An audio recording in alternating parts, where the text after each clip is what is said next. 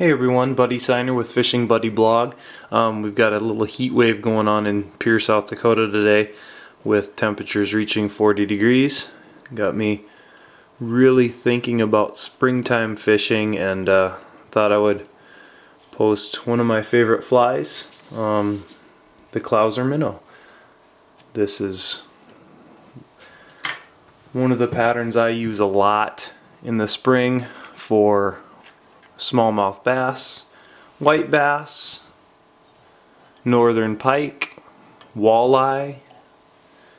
The list can go on and on. Starting with some real eyes right on top of the hook. It's going to help this hook flip right over.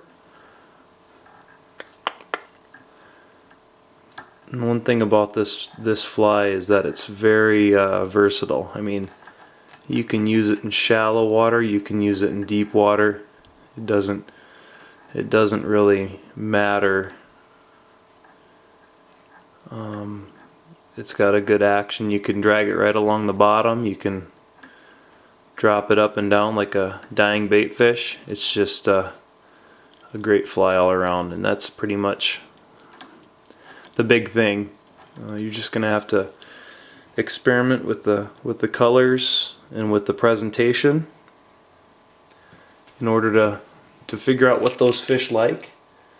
But I tell you what, once you do, you're never gonna go back. Add a little super glue.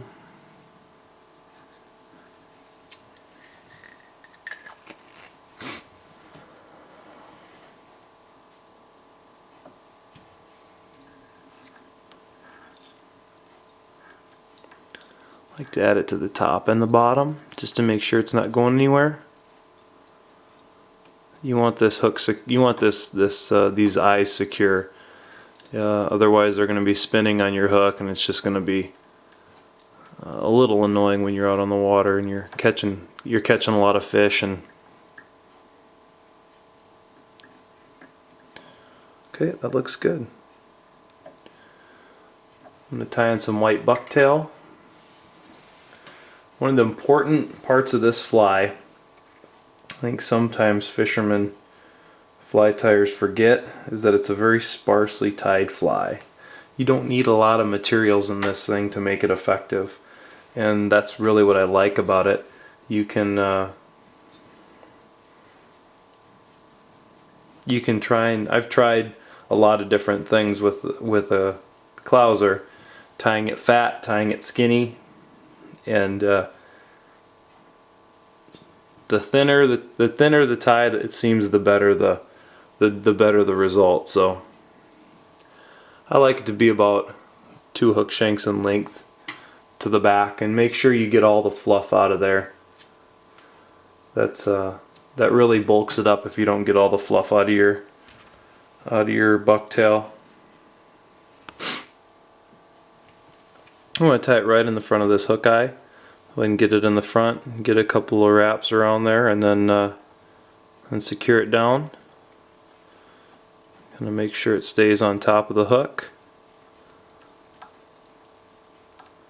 It doesn't have to look beautiful. Trust me, the fish aren't going to critique your tying style once it's in the water. So this is going to be the bottom of the hook anyway. I mean, you can clean it up if you want, but it doesn't really make too much of a difference. So once you got it tied in there, go ahead and pull it down, holding it with your finger. Just kind of come over the top and put a couple of loose wraps right behind the eyes, and that will secure it. That will secure it down and give a nice profile.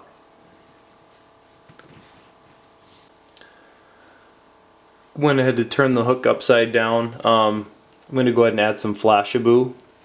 Not a necessary step, but something I like to do nonetheless. And I'm tying this in a chartreuse. Really, the only two. There's a couple different colors I tie it in. It's chartreuse, blue, and just straight white with flash. I found those to be the most effective. Chartreuse and the blue in the springtime, whether you're going for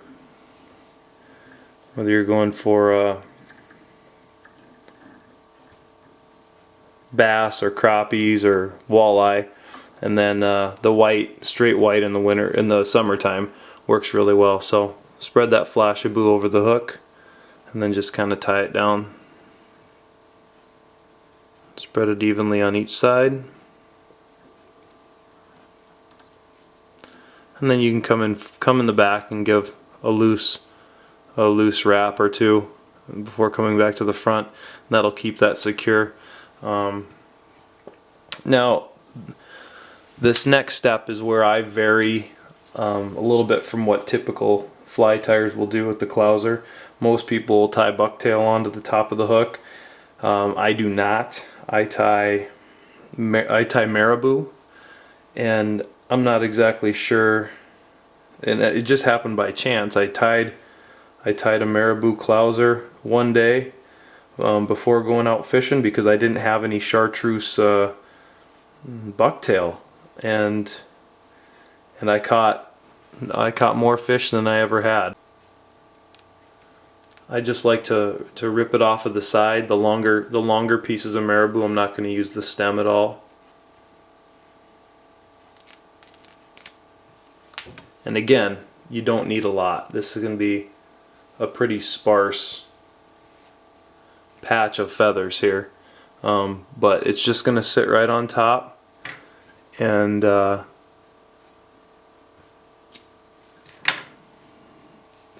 it'll be a little bit farther, a little bit more than the hook shank.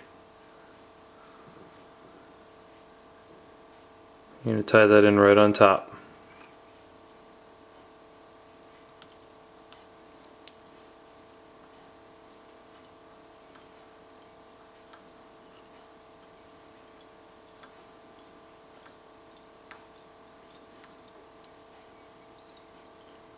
Again, I hate to say it, but my flies are not pretty all the time. But I can't necessarily argue with the result. So I'm going to keep tying them the way I tie them, and as long as the fish keep liking them, then I'm going to be happy. But you can clean it up a little bit. But essentially, that's it. Put some head cement on there and do your whip finish, and you're good to go. This Marabou Clouser has caught me a lot of fish, and I'd highly recommend that you tie some up for your box and try it out in the springtime, because it works like a charm.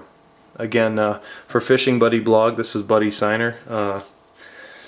Just tied the Marabou Clouser for you today.